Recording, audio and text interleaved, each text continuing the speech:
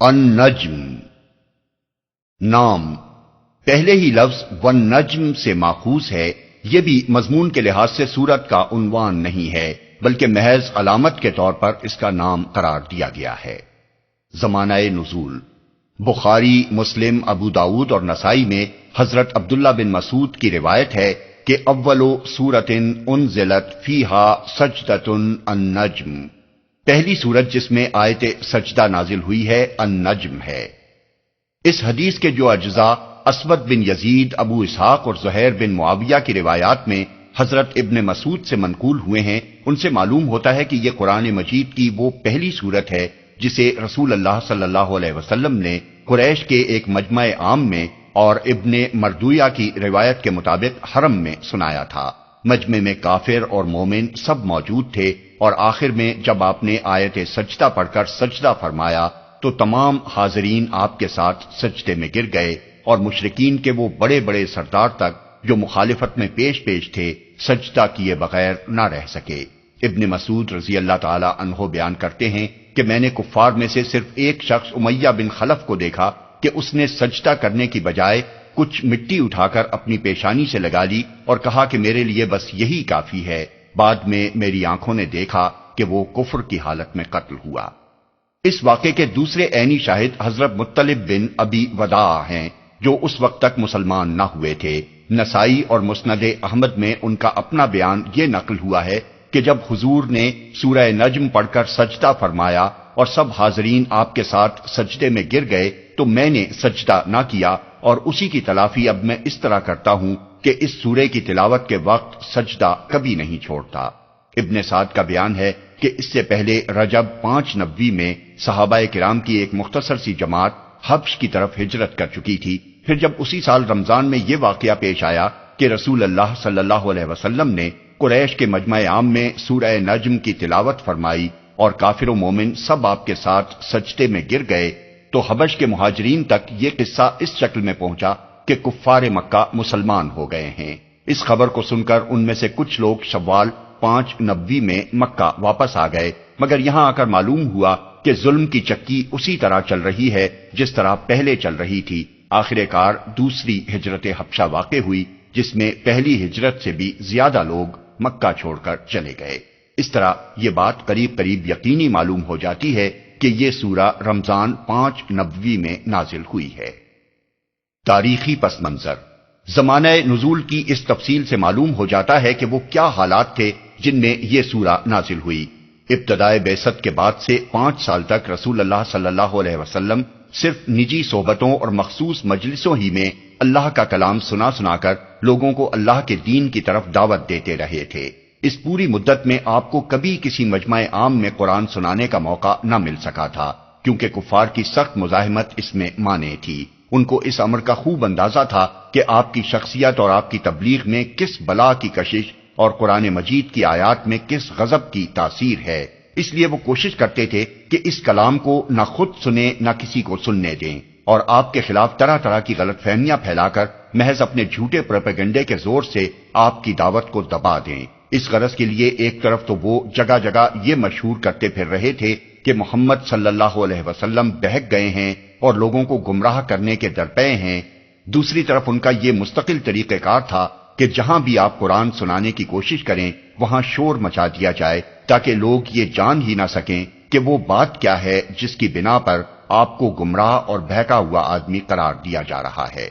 ان حالات میں ایک روز رسول اللہ صلی اللہ علیہ وسلم حرم پاک میں، جہاں قریش کے لوگوں کا ایک بڑا مجمع موجود تھا، یکایک تقریر کرنے کھڑے ہو گئے، اور اس وقت اللہ تعالیٰ کی طرف سے آپ کی زبان مبارک پر یہ خطبہ جاری ہوا جو سورہ نجم کی صورت میں ہمارے سامنے ہے۔ اس کلام کی شدت تاثیر کا حال یہ تھا کہ جب آپ نے اسے سنانا شروع کیا تو مخالفین کو اس پر شور مچانے کا ہوش ہی نہ رہا، اور خاتمے پر جب آپ نے سجدہ فرمایا تو وہ بھی سجدے میں گر گئے۔ بعد میں انہیں سخت پریشانی لاحق ہوئی کہ یہ ہم سے کیا کمزوری سرزد ہو گئی، اور لوگوں نے بھی انہیں اس پر متون کرنا شروع کیا کہ دوسروں کو تو یہ کلام سننے سے منع کرتے تھے، آج خود اسے نہ صرف کان لگا کر سنا بلکہ محمد صلی اللہ علیہ وسلم کے ساتھ سجدہ بھی کر گزرے۔ آخر کار انہوں نے یہ بات بنا کر اپنا پیچھا چھڑایا کہ صاحب ہمارے کانوں میں تو افرأیتم اللات والعزی ومناۃ الثالثۃ الاخری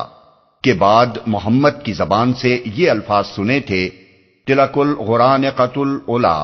وان شفاعتہن لترجی، یہ بلند مرتبہ دیویاں ہیں اور ان کی شفاعت ضرور متوقع ہے۔ اس لیے ہم نے سمجھا کہ محمد ہمارے طریقے پر واپس آ گئے ہیں،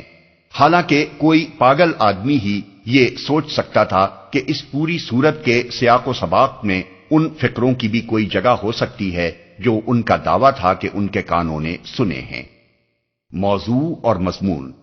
تقریر کا موضوع کفار مکہ کو اس رویے کی غلطی پر متنبع کرنا ہے جو وہ قرآن اور محمد صلی اللہ علیہ وسلم کے مقابلے میں اختیار کیے ہوئے تھے۔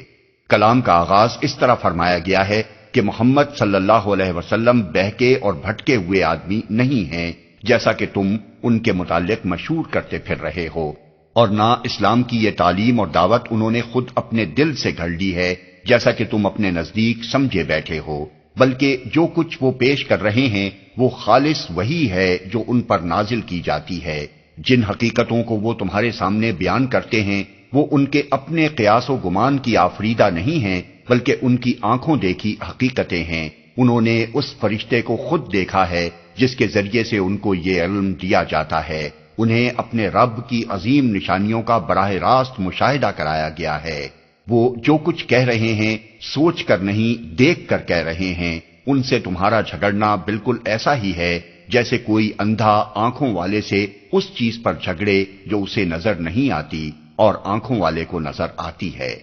اس کے بعد الگ ترتیب 3 مضامین ارشاد ہوئے ہیں۔ اولاً سامعین کو سمجھایا گیا ہے کہ جس دین کی تم پیروی کر رہے ہو اس کی بنیاد محض گمان اور من مانے مفروضات پر قائم ہے۔ تم نے لات اور منات اور عزا جیسی چند دیویوں کو معبود بنا رکھا ہے، حالانکہ الوہیت میں برائے نام بھی ان کا کوئی حصہ نہیں ہے۔ تم نے فرشتوں کو اللہ کی بیٹیاں قرار دے رکھا ہے، حالانکہ خود اپنے لیے تم بیٹی کو آر سمجھتے ہو۔ تم نے اپنے نزدیک یہ فرض کر لیا ہے کہ تمہارے یہ معبود اللہ تعالیٰ سے تمہارے کام بنوا سکتے ہیں، حالانکہ تمام ملائکہ مقربین مل کر بھی اللہ سے اپنی کوئی بات نہیں منوا سکتے۔ اس طرح کے عقائد جو تم نے اختیار کر رکھے ہیں ان میں سے کوئی عقیدہ بھی کسی علم اور دلیل پر مبنی نہیں ہے، بلکہ کچھ خواہشات ہیں جن کی خاطر تم بعض اوہام کو حقیقت سمجھ بیٹھے ہو۔ یہ ایک بہت بڑی بنیادی غلطی ہے جس میں تم لوگ مبتلا ہو۔ دین وہی صحیح ہے جو حقیقت کے مطابق ہو، اور حقیقت لوگوں کی خواہشات کے تابع نہیں ہوا کرتی کہ جسے وہ حقیقت سمجھ بیٹھیں وہی حقیقت ہو جائے۔ اس سے مطابقت کے لیے قیاس و گمان کام نہیں دیتا، بلکہ اس کے لیے علم درکار ہے۔ وہ علم تمہارے سامنے پیش کیا جاتا ہے تو تم اس سے منہ موڑتے ہو اور الٹا اس شخص کو گمراہ ٹھہراتے ہو جو تمہیں صحیح بات بتا رہا ہے۔ اس غلطی میں تمہارے مبتلا ہونے کی اصل وجہ یہ ہے کہ تمہیں آخرت کی کوئی فکر نہیں ہے، بس دنیا ہی تمہاری مطلوب بنی ہوئی ہے۔ اس لیے نہ تمہیں علم حقیقت کی کوئی طلب ہے، نہ اس بات کی کوئی پرواہ کہ جن عقائد کی تم پیروی کر رہے ہو وہ حق کے مطابق ہیں یا نہیں۔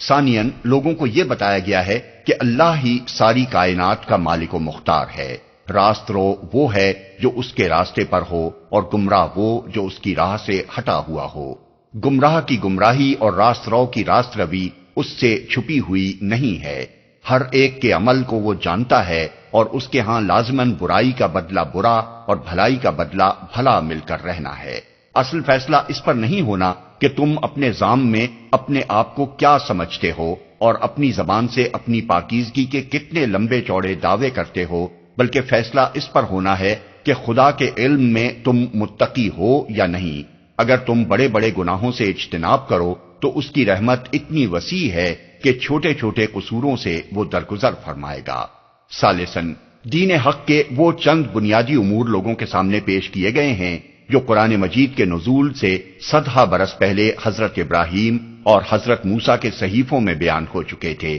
تاکہ لوگ اس غلط فہمی میں نہ رہیں کہ محمد صلی اللہ علیہ وسلم کوئی نیا اور نرالا دین لے آئے ہیں، بلکہ ان کو معلوم ہو جائے کہ یہ وہ اصولی حقائق ہیں جو ہمیشہ سے خدا کے نبی بیان کرتے چلے آئے ہیں۔ اس کے ساتھ انہی صحیفوں سے یہ بات بھی نقل کر دی گئی ہے کہ عاد اور سمود اور قوم نوح اور قوم لوط کی تباہی اتفاقی حوادث کا نتیجہ نہ تھی، بلکہ اللہ تعالیٰ نے اسی ظلم و طغیان کی پاداش میں ان کو ہلاک کیا تھا جس سے باز آنے پر کفار مکہ کسی طرح آمادہ نہیں ہو رہے ہیں۔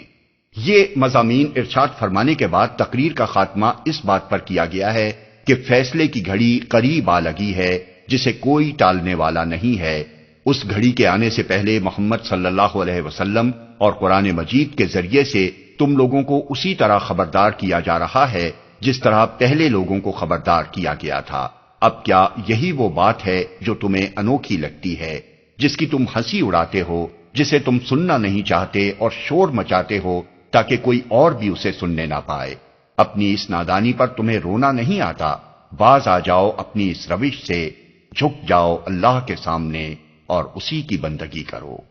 یہی وہ مؤثر خاتمہ کلام تھا جسے سن کر کٹے سے کٹے منکرین بھی ضبط نہ کر سکے، اور رسول اللہ صلی اللہ علیہ وسلم نے جب کلام الہی کے یہ فقرے ادا کر کے سجدہ کیا تو وہ بھی بے اختیار سجدے میں گر گئے۔